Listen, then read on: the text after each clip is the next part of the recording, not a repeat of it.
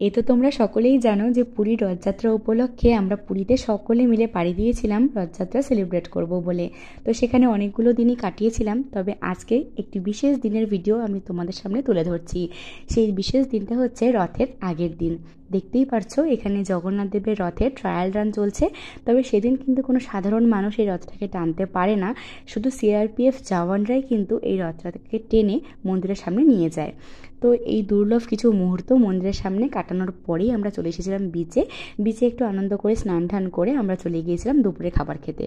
দুপুরের খাবারের তালিকায় ছিল গরম গরম ভাত, ঝুরঝুরি আলু ভাজা, পোস্তর বড়া, পাঁপড় ভাজা, পটল ভাজা, তার সাথে ছিল কাঁচা মুগের ডাল, আলু পোস্ত, আর ছিল শুক্তো। শেষ পাতে কিন্তু চাটনি আর মিষ্টিও ছিল। তবে আমরা পুরীতে যখনই যাই এই দাদা বৌদি রেস্টুরেন্টেই কিন্তু খেয়ে থাকি।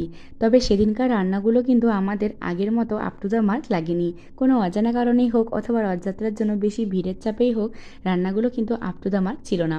তবে বেশি পরিষ্কার পরিচ্ছন্নের জন্য আমাদের খেয়ে কিন্তু প্রচণ্ড তৃপ্তি হয়েছে।